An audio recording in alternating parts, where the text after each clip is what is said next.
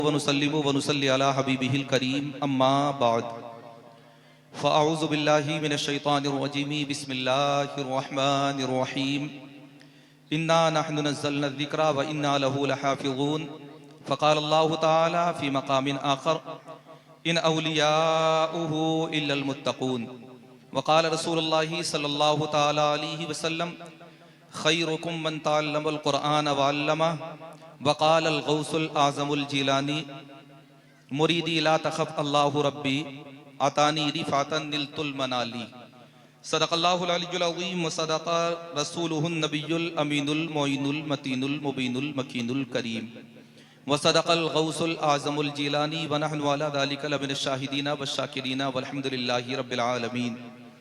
या खुदा बहरे जनाबे मुस्तफ़ा इमदाद कुन या रसूल अल्लाह अस बहरे खुदा इमदाद कुन आमीन। या शहीदे करबला या दाफ़े करबो बला गुल्लुखा शहज़ादे गुलगों कबा इमदाद कुन आमीन। गौसे आज़म बमनी बेसर उसामा मददे क़िबले दी मददे काबे ईमा मददे आमीन। बगिरदाबे बला उफ्ताद कश्ती मदद कुन या मोइनुद्दीन चिश्ती कादरियम नारई या गौसे आज़म मी ज़नम दमज़ शेख अहमद रज़ा खां कुतुब आलम मी ज़नम। आमीन। जानो दिल होश खिरत सब तो मदीना पहुंचे, तुम नहीं चलते रजा सारा तो सामान गया। और रास्तों की खाक छानने से क्या फायदा, इधर उधर भटकने से क्या फायदा, वाह वाह वाह। गली और चौराहों की जीनत बनने से क्या फायदा। अगर फायदा चाहते हो तो चलो कहते हैं कि तेरे टुकड़ों पे पले गैर की ठोकर पे न डाल।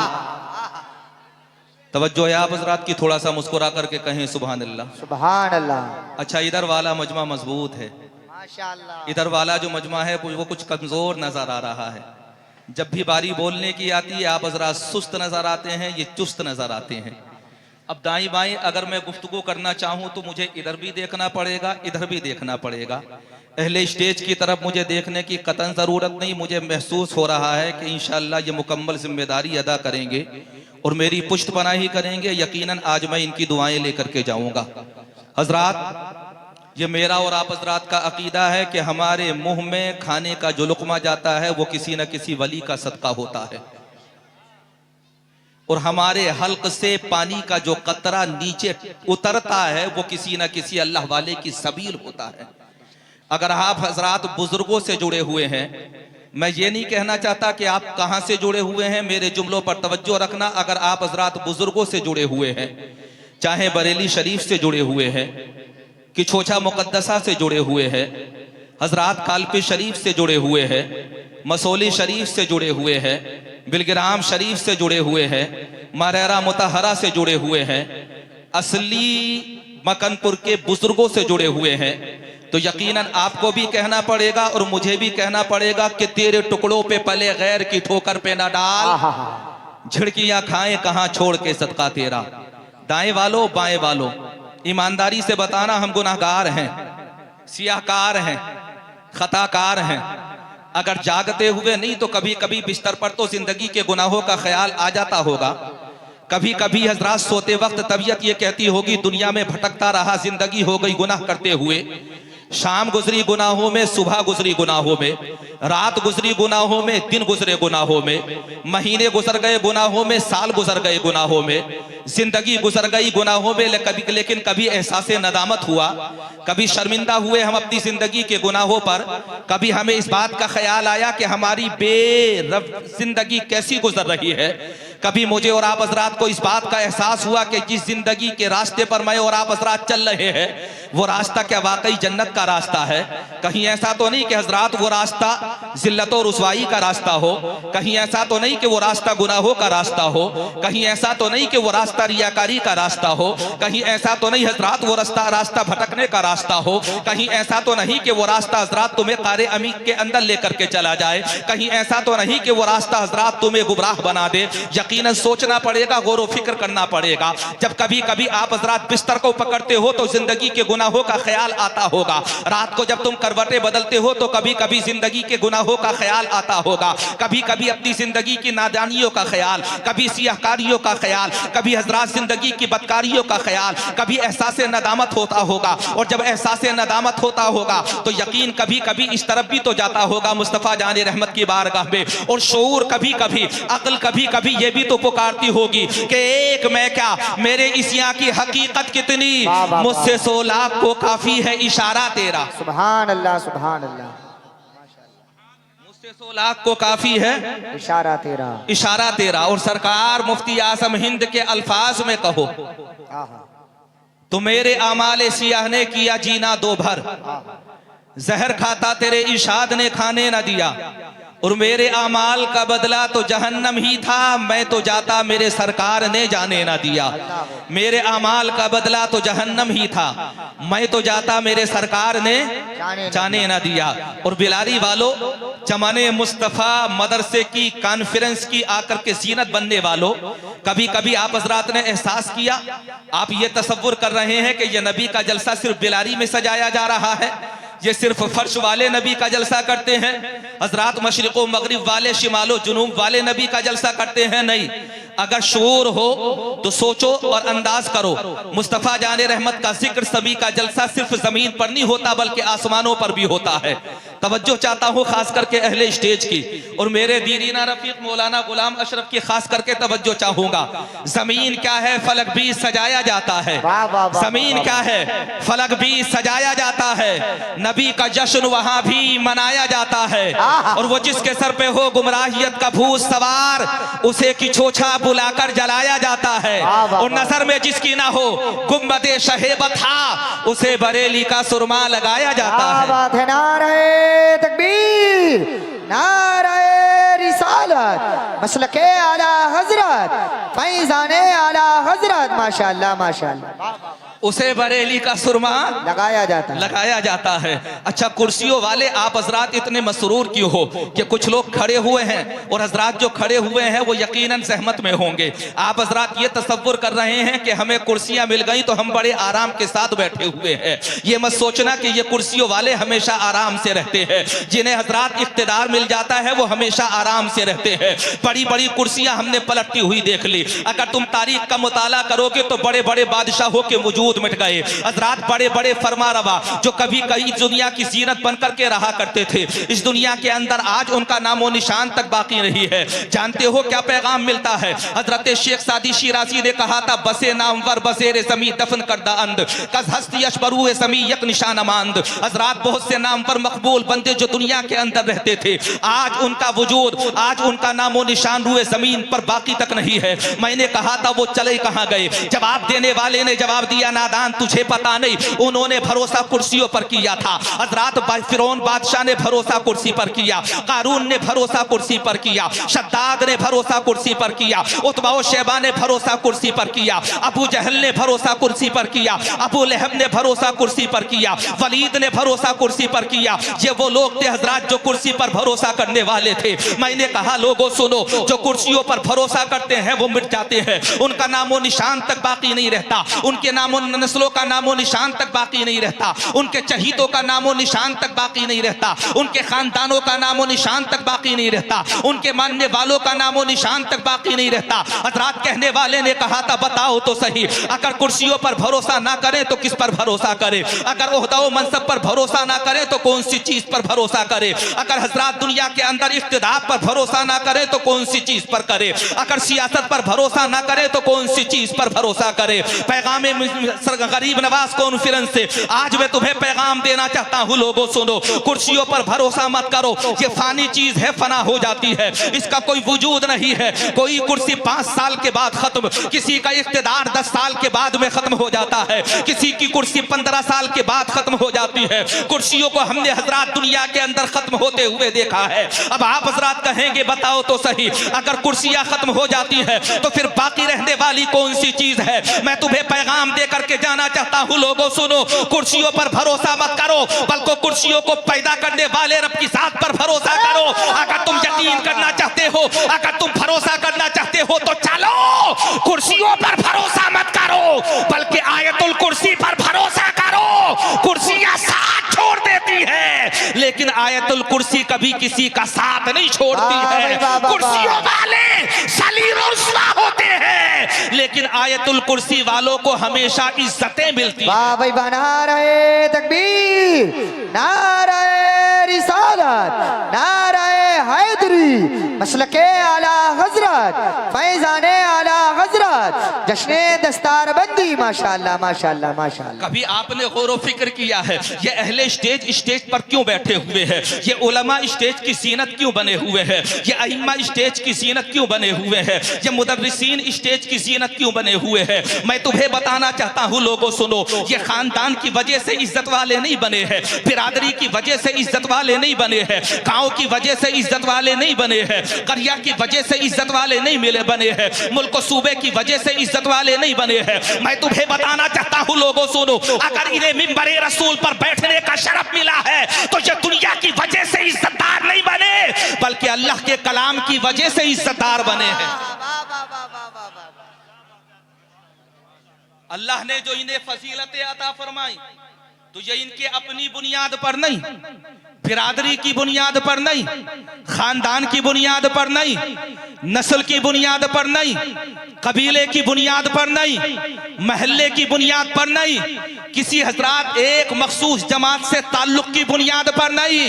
मैं बताना चाहता हूँ, लोगों सुनो, अगर ये इज्जत वाले बने हैं तो नाइबे रसूल होने की वजह से, अगर इज्जत वाले बने हैं तो वारिसे अंबिया होने की वजह से, अगर इज्जत वाले बने हैं तो मुस्तफा का दीन सीखने और सिखाने की वजह से, अगर इज्जत वाले बने हैं तो हाफिज़े कुरान और क़ारिए कुरान बनने की वजह से पता चल गया इज्जत उसे नहीं मिलती जिसके साथ दौलत होती है, बल्कि अल्लाह इज्जत उसे अता फरमाता है जिसके साथ अल्लाह की रहमत होती है। सुभान अल्लाह सुभान अल्लाह। आप हजरात ने गौर व फिक्र किया, ये 12 हुफ़ाज़ की जमात, बेशक बेशक 12 और 12 तो निस्बत भी बड़ी अजीब है, इससे बेहतर निस्बत और क्या होगी? 12 कभी छठी आती है, कभी 7वीं आती है, कभी 8वीं, कभी 9वीं, कभी 10वीं, 11वीं और 12वीं, और 12वीं के ही तो सब जलवे हैं, 12वीं की ही तो ये रौनकें हैं, 12वीं की ही तो ये ताबानियां हैं, 12वीं की ही तो हजरात ये तजल्लियां नजर आ रही है। यकीनन कहना पड़ेगा, ऐ लोगों सुनो, अगर मुझे तुम्हें वजूद मिला है तो किसी और वजह से नहीं, बल्कि 12वीं वाले मुस्तफा की वजह से वजूद मिला। बेशक बेशक बेशक। नबी की निस्बतों ने और इल्म ने इन छोटे छोटे बच्चों को इतना अजीम बना दिया कि उलमा के पहलू में आकर के ये बैठ गए, बल्कि उलमा की भी निगाहों का मरकज बने, आप हजरात की भी निगाहों का मरकज बने। मैंने कहा आखिर वजह क्या है? इस बच्चे की उम्र 10 साल होगी, कारी नासिर साहब ने, हाफिज कारी मोहम्मद मुस्तकीम साहब ने, कारी अमीन साहब ने इनको पढ़ाया। किसी बच्चे की उम्र हजरात 8 साल होगी, किसी की 12 साल 10 साल होगी, किसी को हजरात उम्र 14 साल होगी, किसी बच्चे की उम्र पर नजर डालो तो उसकी उम्र 16 साल होगी। मैंने कहा क्या ये फजीलत उम्र की वजह से मिली है? क्या ये इज्जत हजरात 12-10 साल के होने की वजह से मिली है? जवाब देने वाले ने जवाब दिया था, नादान, ये फजीलतें उम्र की वजह से नहीं मिली, बल्कि ये फजीलतें कुरान को सीने में महफूज करने की वजह से मिली। कुरान को सीने में महफूज करने की वजह से अल्लाह ने ये इज्जतें अता फरमाई कि ये बच्चे कुर्सियों पर बैठे हुए हैं। आप हजरात ने गौर व फिक्र किया कि आज इनके सर पर हजरात दस्तारबंदी का ताज रखा जाएगा, दस्तार का सेहरा इनके सर पर सजेगा। माँ बाप भी खुश हैं, मिलने वाले भी खुश हैं, अहबाब भी खुश हैं, हजरात रिश्तेदार भी खुश हैं, और तमाम लोग मसरत में डूबे हुए। कोई इधर से नारा लगाता हुआ आ रहा है, कोई इधर से नारा लगाता हुआ आ रहा है, कोई सामने से नारा लगाता हुआ आ रहा है। जानते हो इस नारे में क्या है? मसरत झलक रही है इस नारे से, हजरात खुशी झलक रही है इस नारे से, शादमानी झलक रही है इस नारे से। हमारा बच्चा हाफिज़े कुरान हो गया, हमारा पोता हाफिज़े कुरान हो गया, हमारा बेटा हाफिज़े कुरान हो गया, हमारा रिश्तेदार हाफिज़े कुरान हो गया। कहीं बाप नारा लगा रहा है, कहीं भाई नारा लगा रहा है, कहीं अहबाब नारे लगा रहे हैं, कहीं मिलने वाले नारे लगा रहे हैं, कहीं अजीज़ो अकारिब नारे लगा रहे हैं, कहीं रिश्तेदार नारे लगा रहे हैं। मैंने कहा बताओ तो सही, बच्चा एक था, उसका बाप एक था, लेकिन नारे लगाने वाले सैकड़ों नजर आ रहे हैं। आखिर तुम नारे का जवाब क्यों दे रहे हो या नारे क्यों जगा रहे हो? तो जवाब देने वाले ने जवाब दिया था, तुम्हें पता नहीं ये बच्चा सिर्फ घर वालों के लिए खुशी का मौका नहीं है, बल्कि ये सबके लिए खुशी का मौका है। अगर हाफिज कुरान बन गया तो 3 पुश्तों को बख्शवाएगा, और आलिमे दीन बन गया तो 7 नस्लों को बख्शवाएगा। सुभान अल्लाह। नारे तकबीर, नारे रिसालत, मसलके आला हजरत, फैजाने आला हजरत, जश्ने दस्तारबंदी, माशाअल्लाह माशाअल्लाह माशाअल्लाह। 7 पुश्तों को बख्शवाएगा। अंदाजा करें हजरात, एक हाफिज का मकाम ये है, एक आलिम का मकाम ये है। अब चलो हदीस मुस्तफ़ा के ज़िमन में मैं तुम्हें बताता हुआ चलो, और हजरात तुम्हें इस बात का एहसास दिलाऊं, तुम मामूली महफिल में नहीं आए हो। तुम हजरात ये तसव्वुर ना करो कि ये दुनिया की कोई आम सी महफिल है जिसमें आकर के हमने कुर्सियों को संभाल लिया है या दाएं बाएं आकर के हम खड़े हो गए हैं। मैं तुम्हें एहसास दिलाना चाहता हूं इस बात का, लोगों सुनो, ये महफिल रसूल है, महफिल रसूल। आज तुम अपनी मर्जी से नहीं आए, बल्कि आज तुम मुस्तफ़ा की मर्जी से आए हो। आज तुम खुद चल करके नहीं आए, बल्कि मुस्तफ़ा ने तुम्हें पसंद किया है, इसलिए तुम आकर के जलसे की सीनत बने हो। आज ये तसव्वुर मत करना कि हजरात अपनी मर्जी से हम यहाँ पर आ गए और महफिल के आकर के सीनत बन गए। बहुत से लोग वो होंगे जो बिस्तरों पर सो रहे होंगे, बहुत से लोग वो होंगे जो आराम कर रहे होंगे, बहुत से लोग वो होंगे जो नींद में खर्राटे ले रहे होंगे, बहुत से लोग वो होंगे जो हजरात अय्याशियों में मुब्तला होंगे, बहुत से लोग वो होंगे जो आराम कर रहे होंगे, बहुत से लोग वो होंगे जो मोबाइलों पर, मोबाइल की स्क्रीन पर उंगलियां फेर रहे होंगे, बहुत से लोग वो होंगे जो कॉमेडी और मूवी में मुब्तला होंगे।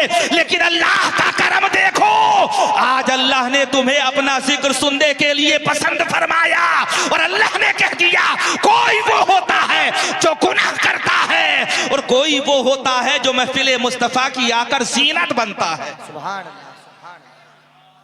क्या अल्लाह ने आपको ये मौका अता नहीं फरमाया?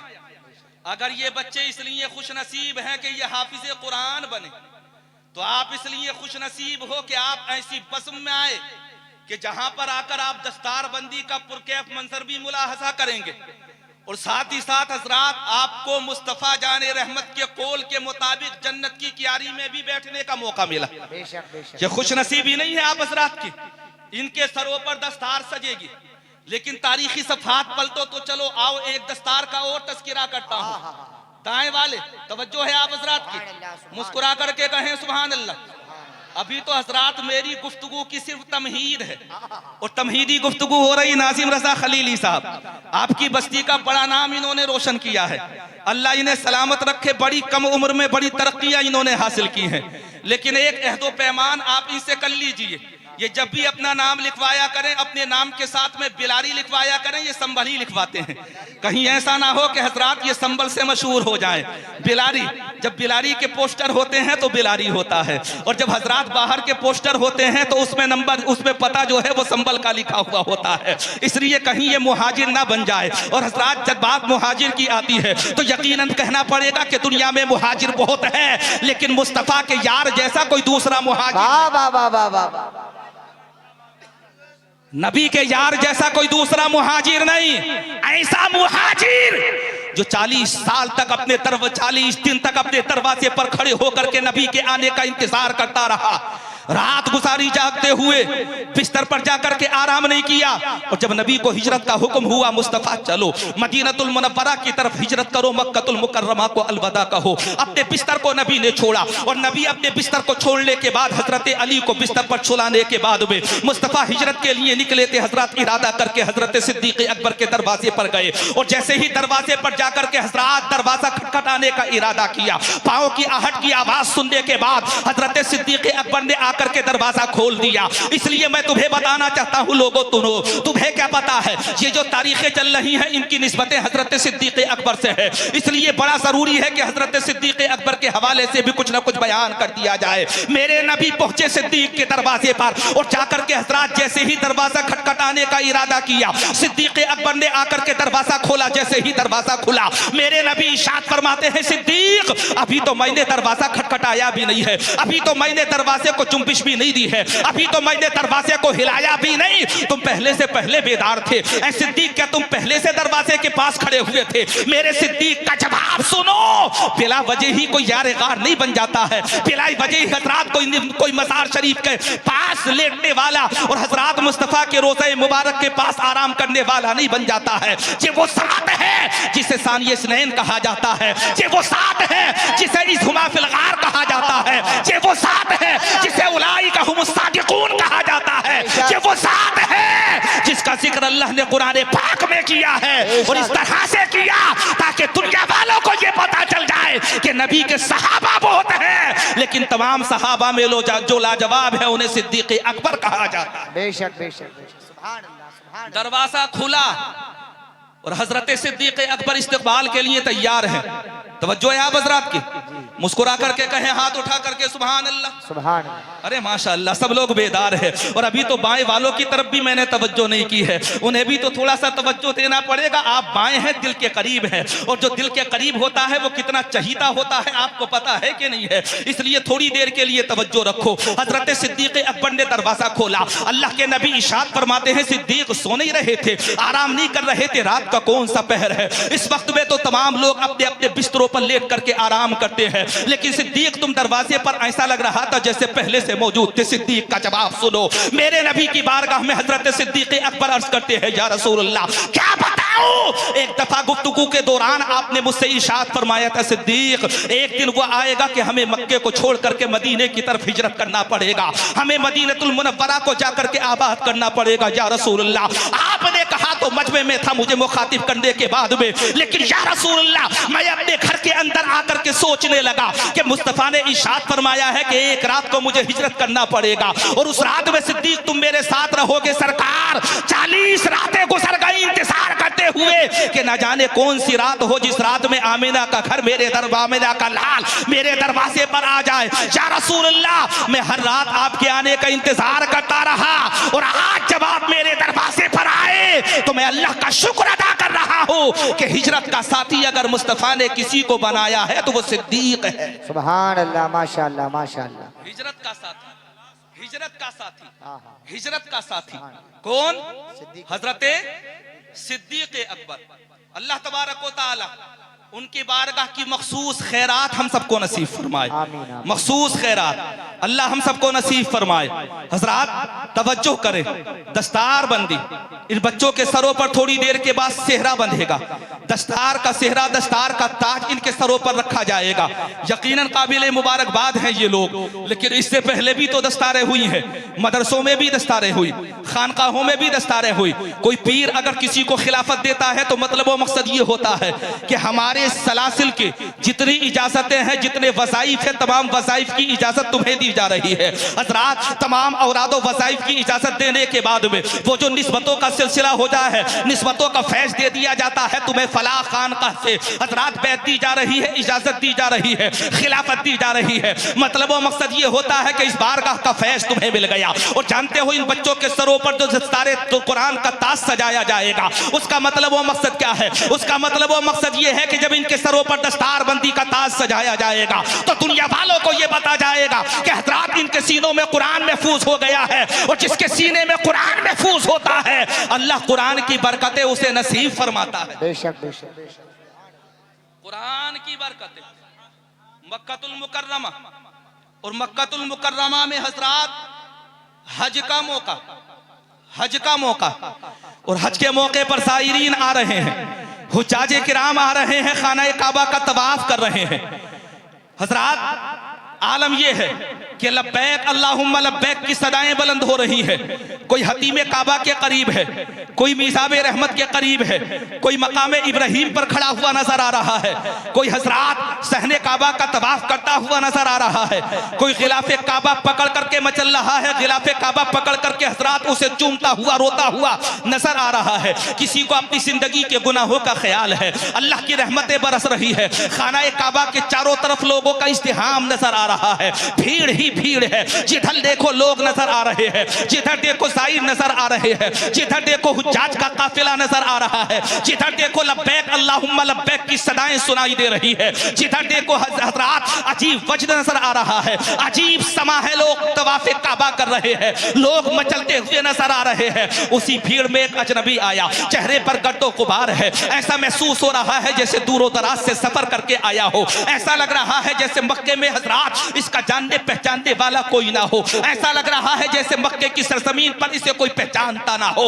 वो आया और लब्बैक अल्लाहुम्मा लब्बैक की सदाएं बुलंद करता रहा, आया और हजरात मिज़ाब रहमत के करीब जाकर के खड़ा हो गया, आया और हजरात मकाम इब्राहिम पर जाकर के उसने नफल नमाज अदा की, आया और खिलाफे काबा पकड़ करके हजरात रोने लगा, मचलने लगा, आंसू बहाने लगा, आंसू बहाता रहा। अल्लाह की रहमतें बरसती रही, देखने वालों ने देखा, ऐसा लग रहा था जैसे दूरों दराज से सफर करके आने वाला ये कोई मामूली शख्स नहीं है। पेशानी देखो तो नूर की तजल्ली नजर आ रही है, सरापा देखो तो नूर ही नूर नजर आ रहा है। हजरात ऊपर से लेकर के नीचे तक नजर डालो तो अल्लाह की कसम ऐसा लग रहा है जैसे कोई ये मामूली नहीं है, बल्कि अल्लाह ने अपने हजरात दीन की खिदमत के लिए इसे मुतअज्जन कर लिया है, अल्लाह ने इसे पसंद फरमा लिया है। जानते हो वो शख्स न जाने कितने वक्त तक रोता रहा और रोते रोते अल्लाह की कसम हजरात उसने रखते सफर बांधा और मदीनतुल मुनव्वरा की तरफ रवाना हो गया। जैसे ही रोज़ा रसूल के करीब पहुंचा, अभी करीब भी नहीं पहुंचा था, हातिफे गैबी से आवाज आती है, आए आने वाले मदीने में तेरा इस्तकबाल है, अल्लाह ने तुझे पसंद फरमा लिया है। जैसे ही हातिफे गैबी से आवाज आती है कि अल्लाह ने तुझे पसंद फरमा लिया है, हजरात वो अचानक नौजवान रुक जाता है और रुकने के बाद में हजरात इधर उधर देखने लगता है। हातिफे गैबी से आवाज आती है, आने वाले नौजवान सुन, तू कोई मामूली नहीं है, बल्कि अल्लाह ने तुझे हिंदुस्तान वालों का मोइन बना दिया है। अल्लाह ने